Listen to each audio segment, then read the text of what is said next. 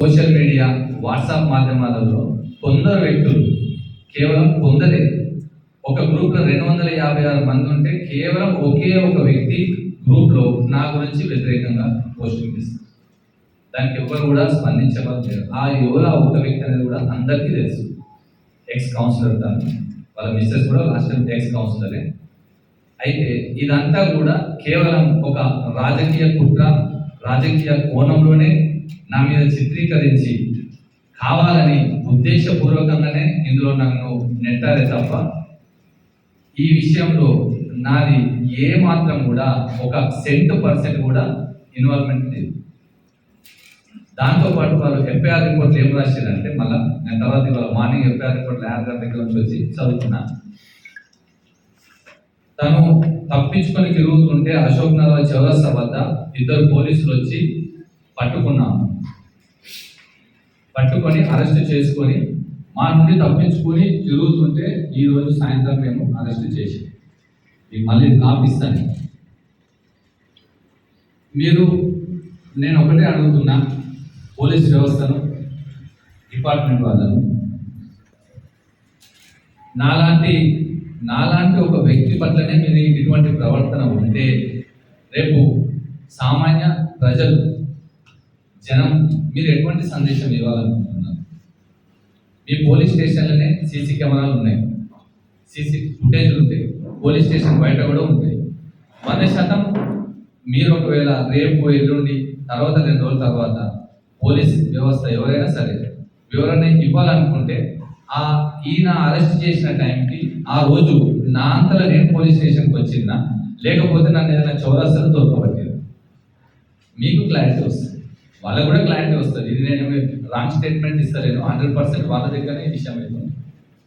మేము తప్పించుకొని తిరగడానికి నేను రాడికల్స్ కాదు, క్రిమినల్స్ కాదు, వేరే ఇంకేది కూడా కాదు. దాంతోపాటు మీకు నేను ఒకటి ఈ అబ్దుల్ నగర్ శివారులో ఉన్నటువంటి టోటల్ 1500 ఎకరాలు కూడా నేను మన మిత్రులకి ఒక మొత్తం సెట్ ఇస్తాను. టోటల్ ఎక్స్టెండ్ ల్యాండ్, ఇందులో 1 సెంట్ భూమి కూడా సుమారు దానికి చుట్టుపక్కల ఉన్నటువంటి 5.5 కిలోమీటర్ల ఏరియాలో 1 గజం జాగా కూడా నాకు సంబంధించింది 1 సెంట్ ల్యాండ్ లేదు. ఇది లేనప్పుడు నన్ను ఎట్లా ఎఫ్ఐఆర్లో చేస్తారు? ఇది కేవలం ఒక రాజకీయ కుట్ర, వెనుక ఉండి ఒక పెద్ద మనిషి నడిపిస్తున్నటువంటి డ్రామా. ఇది మీ అందరికీ తెలుసు, నాకు తెలుసు. కానీ పైన భగవంతుడు ఉన్నాడు, ప్రజలు ఉన్నారు, అన్ని చూస్తూనే ఉంటారు. ఈ విషయం అన్ని కూడా పార్టీ హైకమాండ్కి నేను వెంటనే వివరించడం కూడా జరిగింది, ఎక్స్ప్లెనేషన్ కూడా ఇచ్చాను. అసలు ఏం జరిగింది విషయం, ఎందుకు ఈ విధంగా అయిందని చెప్పేసి వాళ్ళు కూడా నా పట్ల సానుకూలంగా స్పందించారు. ఏదైతే నేను పార్టీ కార్యక్రమాలు కానీ పార్టీ పట్ల ఉన్నటువంటి నిబద్ధతతోని ప్రజల మధ్యలోకి నేను వెళ్తున్నాను, ఇంకా చురుకైన పాత్ర పోషించమని, ప్రజల మధ్యలో ఉండమని చెప్పేసి హైకమాండ్ అన్ని వేళలా నాకు సహకరిస్తుంది కూడా.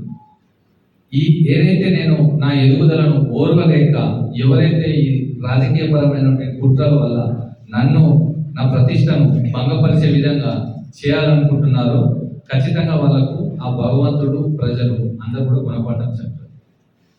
దీంట్లో ఎటువంటి సందేహం కూడా లేదు.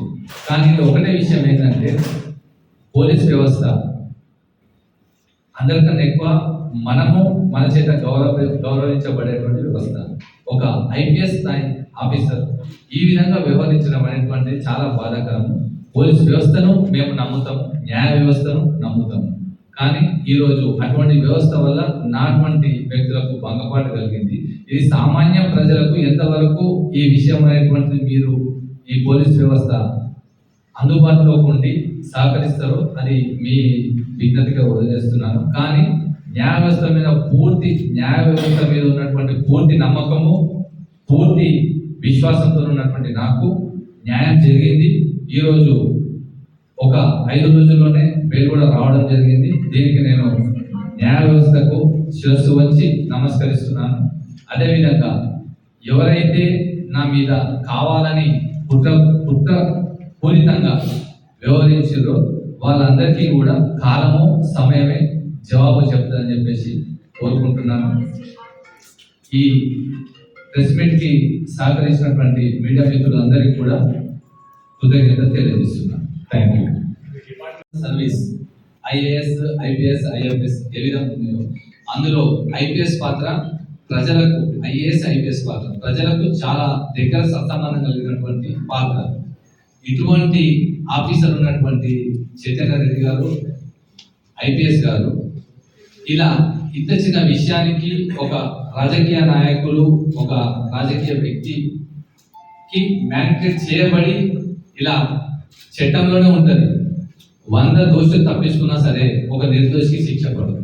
ఇది మన రాజ్యాంగం చట్టంలోనే ఉంటుంది. అటువంటి నాలాంటి ఏ సంబంధం లేని నిర్దోషికి ఇలా ఇరికిచ్చిందంటే ఇది వాళ్ళ విజ్ఞతగా వదిలేస్తున్నాను. వ్యవస్థ మీద అపారమైనటువంటి నమ్మకం, గౌరవం ఉన్నటువంటి మానవ వ్యక్తులకే ఇలా జరిగితే సామాన్య ప్రజల యొక్క పరిస్థితి ఏందో మీ మీడియా మిత్రుల ద్వారానే తెలియజేయాలని కూడా కోరుకుంటున్నాను.